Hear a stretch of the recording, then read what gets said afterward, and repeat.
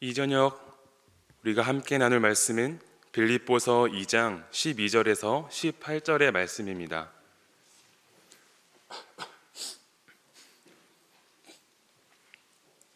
빌립보서 2장 12절에서 18절의 말씀입니다.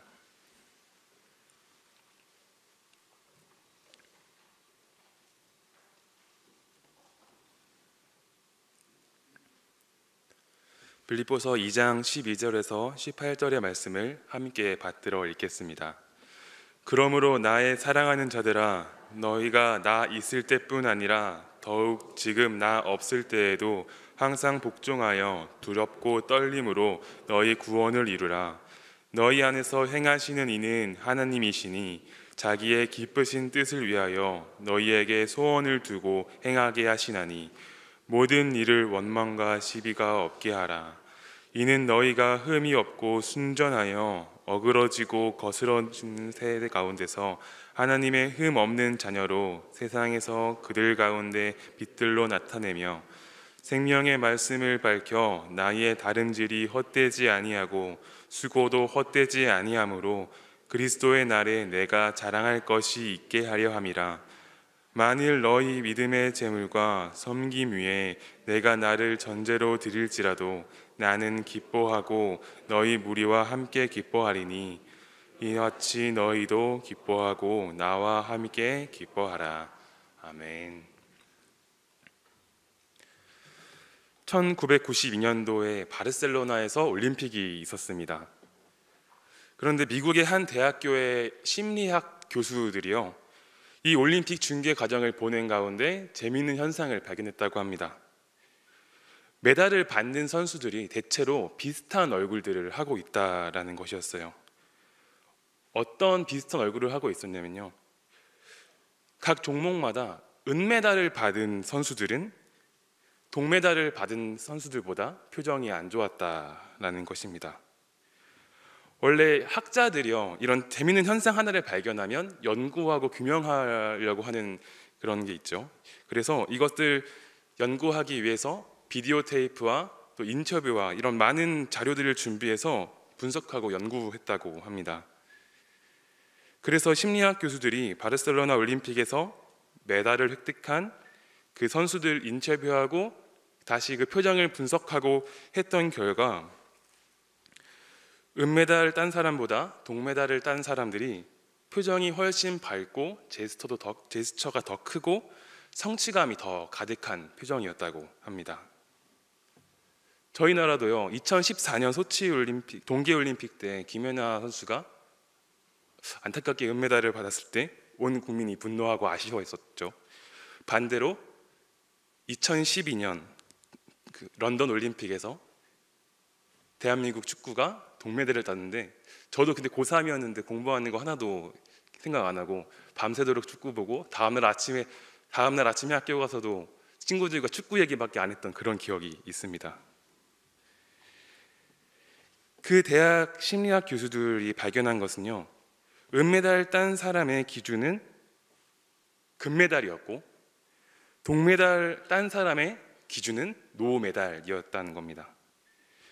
은메달 딴 사람은 금메달을 눈앞에서 놓쳤기 때문에 그 아쉬움이 더 컸던 거고요. 동메달 딴 사람은 메달을 아예 따지 못할 수도 있었지만, 그렇지만 동메달을 땄다, 메달을 획득했다라는 그런 성취감이었던 거죠. 그냥 빈손으로 돌아가서 4년 동안 다시 준비해야 될 수도 있었는데 손에 메달이 들려있다라는 그 사실이 이 동메달 딴 선수들로 하여금 훨씬 더 많은 성취감과 기쁨, 그리고 그런 힘을 가지고 왔다라는 것입니다. 기준의 차이입니다. 심리학 교수들이 이것을 규명하기를 프레임 법칙이라고 규명했습니다. 프레임의 법칙이라고 하는 것은 기준이 바뀌게 되고 생각의 틀이 바뀌게 된다면 이에 대한 반응이 달라진다라는 거죠. 나의 생각이 그 경기 이후에 어떤 태도로 살아갈지, 그 이후에 어떤 자세로 살아가는지, 어떤 감정을 가지고 어떤 이야기를 하는지가 표출된다는 거예요. 이렇게 에너지가 돌아온다는 거죠. 은메달이 더 높은 등수지만, 그렇지만 동메달을 딴 사람이 오히려 더 기쁠 수 있었던 이유는 그들의 기준, 그들의 사고 방식 때문이었다라는 그런 연구 결과입니다. 사도행전 2장에 보면요, 초대교회에 대한 이야기가 아주 잘 묘사되어 있습니다. 처음에 초대교회 사도들이 성령을 받죠. 그리고 그 성령으로 인해서 그 사도들은, 그리고 초대교회 사람들은 성령 충만한 삶을 살아가게 됩니다. 잘 아시다시피 자기의 소유를 나누고 자신의 것을 나누고 부족함 없이 부족한 사람 도와주고 함께 떡을 떼며 교제하며 함께 예배드리고 성전에 모이기를 힘쓰고 순전한 마음으로 기쁜 마음으로 음식을 먹고 하나님을 찬미하며 또 온 백성에게 칭송을 받으니 주께서 구원받는 사람을 날마다 더하게 하시니라 라고 써 있습니다. 기록되어 있습니다. 이 초대교회 사람들의 그 기준은 성령이었습니다. 성령 충만함으로 살아갔기 때문에 그 당시 먹고 살 걱정 많고 내일 어떻게 살아가야 될지 고민하고 있는 세상 사람들과 다르게 성령으로 충만해였기 때문에, 그 기준으로 살았기 때문에 성령 안에서 형제인 자매인 그 교회 안에서 형제들과 자매들과 음식을 나누고 떡을 떼고 함께 예배드릴 수 있었던 거죠. 그랬더니요, 어떤 현상이 일어났냐면 온 백성에게 칭송을 받는다고 기록되어 있습니다. 그리고 주께서 구원받는 사람이 날마다 더하게 하셨다라고 기록되어 있어요.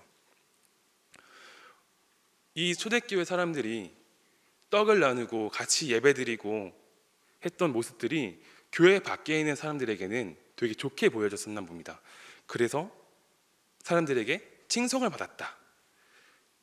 그리고 그 사람들을 보고 주께서 그 사람들을 향해 믿지 않는 사람들을 보내고 구원에 이르게 하셨던 거죠. 교회 밖의 사람들에게 칭찬을 많이 받았다라는 것입니다. 그들의 삶의 기준은 성령이었죠. 그 시대 사람들하고 조금 달랐죠. 그 사람들은 그 성령 충만함을 통해서 그 기준을 가지고 살아갔던 거죠. 근데 반대로 사도행전 5장에는 아나니아와 삽비라처럼 사람들의 시선에만 신경 쓰는 사람들도 있었습니다. 날마다 구원받는 사람들이 일어나는 그 백성들에게 칭송을 받는 사람들의 시선, 사람들이 칭송했던 그 시선, 그것에 의존했던 것이죠. 아나니아와 삽비라의 기준과 그 동력은 타인에 대한 시선, 인정, 칭찬이었던 겁니다. 이렇게 날마다 사람들이 늘어나고 성령 충만한 그 역사를 누리는 이 초대교회에서도 아나니아와 삽비라 같은 그런 올바르지 않은 신앙을 가진 사람들이 있었어요. 교회 다니는 사람들 경건해 보입니다. 세상에 나아가서도, 세상 속에서도 빛으로 살아가잖아요. 옆에 있는 사람 보면 저 사람은 성실하고 경건하고 말 쓰임새가 다르고 품위가 있다. 그러니까 이런 감상을 가질 수도 있죠. 다르죠. 생각하는 방식 자체도 다르고 매사에 불평불만하기보다는 그래도 인내하고 감사하는 그런 모습들도 많이 보입니다. 성숙하고 인내하고 삶의 기준이 다른 사람들인 거죠. 우리 교회 성도님, 명선의 우리 가족들 중에 그런 성도님들이 정말 많은 걸로 알고 있습니다. 이렇게 교회 다니는 사람들은 삶이 다릅니다. 무엇이 죄이고 무엇이 거룩한지 너무 잘 알고 있죠. 사람들 시선 많이 신경 쓰게 됩니다. 어쩔 수 없죠. 그리고 사람들 시선을 신경 쓰면서 우리의 삶을 점검하는 것은 나쁜 것은 아닙니다. 왜냐하면 그 사람들이 실족하게 하면 안 되기 때문이죠. 그런데 우리가 중요하게 여겨야 될 것이 있습니다. 우리가 하나님을 믿는 사람들이 하나님을 믿기 때문에, 하나님 믿는 사람이기 때문에 올바르게 살아가야 된다, 올바르게 살아가 노력해야 된다 이전에요, 하나님을 믿기 때문에 하나님께서 우리를 그렇게 살아가게 도와주신다는 것, 이 두 개의 미묘한 차이를 우리가 오늘 알아야 합니다. 오늘 본문 말씀에서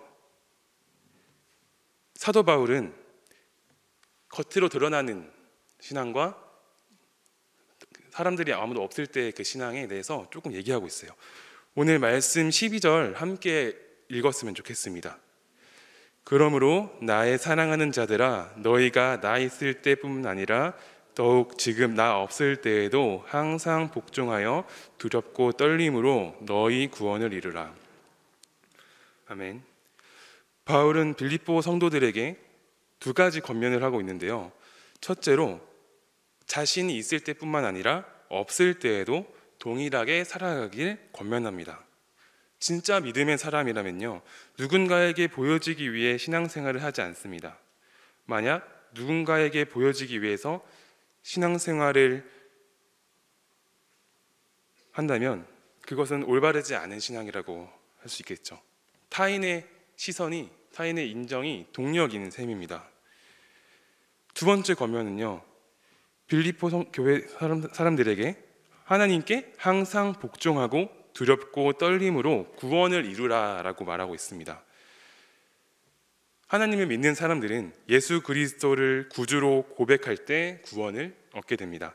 그런데 바울이 구원을 이루라고 하는 이 표현, 말하는 뜻은요, 우리가 행위로서 구원을 얻으라라는 뜻이 아니고요, 우리의 삶 속에서 지속적으로 이루어가는 성화에 대한 이야기입니다. 구원받았다고 해서 끝이 아니라 우리가 구원받은 사람으로서 더욱더 하루하루 날마다 거룩해져야 한다라는 뜻이죠. 이렇게 내 생각과 내 뜻대로 살아가는 것이 아니라 하나님 도우심 말미암아서 더욱더 거룩하게 날마다 거룩하게 살아간다라는 겁니다. 바울의 권면처럼 하나님을 믿는 우리도 교회 안에서의 모습과 삶에서의 모습이 동일했으면 좋겠습니다. 또한 각자의 삶에서 끊임없이 거룩해지기 위해서 구원을 이루며 노력하며 구원을 이루어갔으면 좋겠습니다. 바울은 오늘 본문에서 주님께 항상 복종하고 두렵고 떨림으로 이루어야 한다고 말하는데요, 바울이 말한 두렵고 떨림이란 권세에 엎드리는 무서운 사람 앞에서 떠는 이런 떨림이 아니라요, 예배 드릴 때만 주님 앞에 두렵고 떨리는 마음으로 나가는 뿐만 아니라 하나님 앞에서 잘못했을 때 떨리는 것뿐만 아니라 삶 속에서 각자의 일터에서 가정에서 심지어 아무도 주목하지 않은 나 혼자 있을 때에만이라도 두렵고 떨리는 마음으로 이 구원을 이루어 가라고 말하고 있습니다. 하나님을 경외하는 믿음이죠.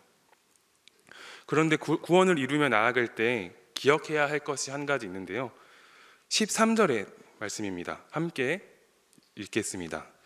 너희 안에서 행하시는 이는 하나님이시니 자기의 기쁘신 뜻을 위하여 너희에게 소원을 두고 행하게 하시나니. 아멘. 성도들이 구원을 이루며 나아가지만 그들의 노력과 능력으로 구원을 이루는 것이 아님을 바울은 분명히 말하고 있습니다. 성도들 안에 행하시는 하나님이 구원의 주체이심을, 성화의 주체이심을 기억해야 합니다. 구원의 주체는 하나님이시고 하나님께서는 자신의 기쁘신 뜻을 위하여 우리에게 자원하는 마음으로 행할 수 있도록 인도해 주시는 것입니다. 바울은 이론적인 설명으로 끝내지 않고 빌립보 성도들이 삶 속에서 어떤 식으로 어떤 방법으로 적용해야 하는지를 계속해서 알려주고 있는데요, 14절 말씀입니다. 함께 읽겠습니다. 모든 일을 원망과 시비가 없게 하라. 아멘. 바울은 빌립보서 2장 3절에서 4절, 2장 3절에서 4절을 통해서 성도들에게 다툼이나 허영으로 하지 말고 겸손한 마음으로 서로를 섬길 것을 말했습니다. 이와 같이 본문에서도 모든 일에 원망과 시비가 없이 하라고 하며 공동체 내에서 아무런 시비가 없고 분란이 일어나지 않기를 바라고 있습니다. 여기서 원망이라는 말은요, 사람을 원망한다기보단 이스라엘 백성이 광야를 건너갈 때 하나님을 향해 외쳤던 그 불만들, 불평들을 뜻하고 있습니다. 하나님을 향한 원망입니다. 그리고 시비는 법적인 용어로서 이 당시에 성행했던 이단들이 많이 침투해 있었는데, 그런 이단들을 휩쓸리지 않고 휘둘리지 않고 그런 시비를 당하지 않고 현명하게 살아가라고 말하고 있는 겁니다. 그 다음에 바울이 말하고 있는 적용하는 방법은 15절에서 16절의 말씀에 나와 있습니다. 이것도 함께 읽도록 하겠습니다. 이는 너희가 흠이 없고 순전하여 어그러지고 거스르는 세대 가운데서 하나님의 흠 없는 자녀로 세상에서 그들 가운데 빛들로 나타내며 생명의 말씀을 밝혀 너의 다름질이 헛되지 아니하고 수고도 헛되지 아니하므로 그리스도의 날에 내가 사랑할 것이 있게 하려 함이라. 아멘. 바울은 세상과 교회의 모습을 분명하게 비교하고 있습니다. 바울이 표현한 세상의 모습은 어그러지고 거스르는 세대입니다. 이러한 혼탁한 세대 속에서 하나님을 믿는 백성은 흠이 없고 순전하며 그들 가운데 빛으로 나타나야 합니다. 더 나아가서 마태복음 5장 14절에서 15절에 나와 있는 말씀처럼 너희는 세상의 빛이라 산 위에 있는 동네가 숨겨지지 못할 것이요 사람이 등불을 켜서 말 아래에 두지 아니하고 등경 위에 두나니 이러므로 집 안 모든 사람에게 비치느니라 라고 말씀하셨습니다. 예수님께서 말씀하신 것처럼 성도는 세상의 빛이 되어 생명의 말씀을 비춰야 합니다. 하나님을 믿는 성도들은 생명의 말씀을 밝히는 사람들입니다. 그저 교회 안에서만 예배드리고 기도하고 끝나는 것이 아니라 어둠이 가득한 이 세상 속에서 생명의 말씀의 빛을 밝혀야 하는 사명이 있는 사람들입니다. 그렇기에 각자가 주어진 삶에서 빛의 역할을 온전히 감당하도록 먼저 흠이 없고 순전한 모습이 되기 위하여 힘써야 한다는 것입니다. 그러나 생명의 말씀을 밝히는 빛의 역할을 감당하기 위해서는 반드시 흠 없고 순전한 성도가 되어야 하는데, 밝게 빛나는 것을 마다한 사람은 없죠. 우리가 언제 어디서나 빛과 소금의 역할을 감당하고 싶어 하지만, 그리고 누군가에게 주목받고 영향력이 있는 것을 원하곤 합니다. 그러나 생명을 밝히기 위해서는 보이지 않는 곳에서도 끊임없이 섬기고 흠이 없이 순전하기 위해서 수많은 노력을 수반하게 됩니다. 이러한 노력 없이는 결코 세상을 비추는 역할을 감당하지 못합니다.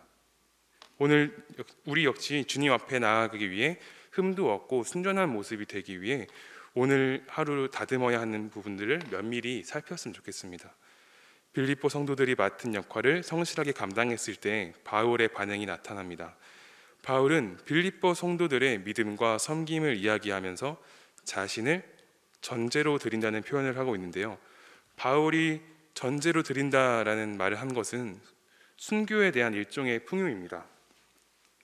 전제는 제물을 드린 후에 포도주를 부어드림으로 제사를 마치는 행위입니다. 바울은 빌립보 성도들의 믿음의 제물과 섬김 위에 자신을 생명의 전제로 드릴지라도 기뻐하고 또 기뻐한다고 말하며 그들의 믿음과 섬김을 높여주고 있는 것입니다. 하지만 이 바울도 이렇게 걱정할 만큼, 걱정하고 응원할 만큼 우리가 앞서 읽은 순전한 모습의 삶은 호락호락하지 않습니다. 아까 우리가 나눴던 대로 하나님의 이끄심이 없이는 이것을 이루지 못한다는 것을 우리가 기억해야 합니다. 이것이 삶의 동력이 됩니다. 그리고 생명의 말씀을 비추기 위해서 우리는 항상 말씀을 가까이 해야 합니다. 말씀에는 힘이 있습니다. 제가 명성교회에 부임하기 전에 교회에서 중고등부 아이들을 맡은 적이 있습니다. 저희 교회와는 분위기가 많이 다른 곳이고요. 그곳에는 공부에 관심 있는 아이가 별로 없습니다. 대학교에 가는 아이도 없고 대부분이 소위 말하는 불량한 아이들입니다. 하지만 저는 그 지역을 섬기고자 하는 마음으로 그 아이들을 전도하고 계속해서 연락하면서 교회에 오게 했던 그런 노력들이 기억이 나는데요. 한 주에는 그리스도인의 삶에 대해서 설교한 적이 있습니다. 거룩하게 살아야 한다, 바르게 살아야 한다, 너네 술 담배 하면 안 된다, 본이 되어야 한다, 교회 다니면 우리 본이 되어야 한다, 이런 내용들의 설교였습니다. 평소처럼 예배를 마치고 교회를 정리하고 쓰레기통을 정리하는데요, 평소와는 절대 경험할 수 없는 놀라운 일을 한번 경험한 적이 있습니다. 바로 그 쓰레기통에 아직 남아있는 담배각이 있던 겁니다. 저는 바울의 심정을 조금 이해할 수 있었습니다. 바울이 이 빌립보 교회 사람들을 보면서 기뻐했던 것처럼 저 안에 기쁨이 샘솟았습니다. 이 불량했던 아이가 예배를 마치고 돌아가는 길에 이왕이면 밖에다 버렸으면 좋았을걸, 교회 안에다가 버렸지만 그럼에도 그 버렸다는 그 조금의 변화가, 마음의 흔들림이 저에게 너무 기쁨으로 다가왔던 거죠. 그렇지만 그 아이가 누군지 확실히 알긴 알았습니다. 그렇지만 그 아이가 끝내 인정하진 않더라고요. 자존심이 있었나 봅니다. 인정하지 않고 끝까지 자기는 아니라고, 원래 안 폈다고 하면서 인정을 하지 않으려는 겁니다. 하지만 그래도 저에게 기쁨이 있었습니다. 그러면서 그 아이를 신방하면서 티는 내지 않았지만 격려하기 위해서 믿으면서 살아간다는 것이 엄청 어렵고 계속해서 노력해야 되고 술, 담배 끊는 거 정말 어렵고 우리가 진짜 믿으면서 살아가는 것은 만만하지 않다, 하지만 우리는 할 수 있다라고 격려했던 기억이 있습니다. 하지만 나중에 생각해보니 이것은 반쪽짜리 격려였습니다. 우리의 노력으로는 할 수 없거든요. 우리의 의지로는 그 악한 유혹들을, 술과 담배를 끊을 수 없습니다. 하지만요, 하나님께서는 사람을 변화시키시죠. 사람은 고쳐 쓰는 게 아니라는 그런 좋지 않은 말이 있지만, 사람은 사람을 변화시킬 수 없지만 하나님께서는 말씀으로 사람을 변화시킬 수 있습니다. 그 아이를 다시 만나서 그렇게 이야기해 주셨습니다. 하나님을 의지하자. 우리 말씀 항상 보고 말씀을 통해서 항상 기도하고 의지하자라고 고민했던 기억이 있습니다. 최근에 다시 연락을 해보니까요, 아쉽게도 아직 주머니에 담배는 있었습니다. 그렇지만 청년이 되어서요, 그 교회 안에서 불량한 학생들을 지도하는 군기반장이 되어 있더라고요. 여기서도 바울의 기쁨을 제가 느낄 수 있었습니다. 이렇게 하나님의 말씀에는 사람을 변화시키는 능력이 있습니다. 그리고 우리가 보여지는 신앙이 아니라 온전히 하나님으로 인해 삶을 살아갈 수 있는 그런 동력을 제공해 주십니다. 사도행전 2장에 나오는 그 성도들의 삶은 원래 그렇게 거룩한 삶이 아니었습니다. 성령 충만한 삶이 아니었습니다. 먹기 살고 급해서 이기적이고 배신하고 어려움에 처하면 악을 행하는 그런 사람들이었지만요, 삶의 기준이 변했습니다. 프레임이 변했습니다. 성령 충만함으로 하나님의 능력으로 살아가기 시작했습니다. 그렇게 교회 밖의 사람들에게 칭찬받고, 저 사람들은 다르구나, 그 사람들이 모인 집단은 다르구나 칭송받으며 날마다 구원받는 사람들이 늘어났습니다. 하나님을 믿는 사람은 칭찬받는 삶을 살아내는 것 중요하지만요, 그 이전에 하나님 능력 통해서 우리가 칭찬받는 삶을 사람으로 살아낼 수 있는 그런 삶을 살아야 합니다.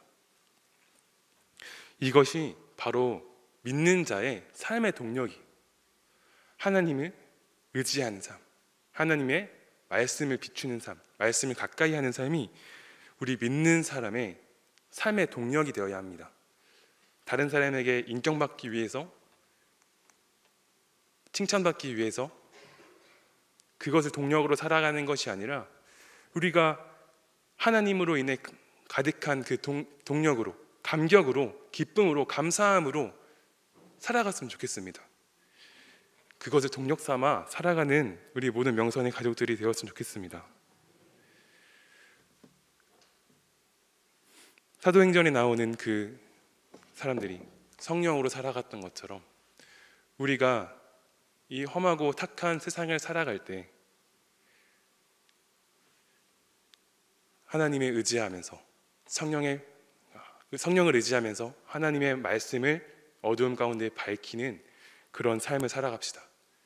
이것을 위해서 항상 하나님 의지하고 말씀 가까이 하면서 기도하기를 힘쓰는 그런 명선의 모든 가족들 되길 소망합니다. 함께 기도하겠습니다. 하나님 아버지, 우리 매일의 삶에서 구원을 이루며 살아갈 수 있도록 인도해 주옵소서. 저희의 능력과 저희 힘으로는 경건의 모양만 갖출 뿐이오니 하나님의 능력으로 살아가게 하옵시고 살아있는 하나님의 말씀을 통하여 기쁨이 넘쳐나는 삶을 살아가게 하옵소서. 그리하여 그 삶을 통하여서 하나님의 영광을 드러내고 그 영광을 따라 많은 사람을 옳은 길로 인도하는 우리 모든 명선의 가족들이 될 수 있도록 주님 축복해 주옵소서. 우리의 삶에 동행하시고 힘 주실 줄로 믿사오며 예수님의 이름으로 기도합니다.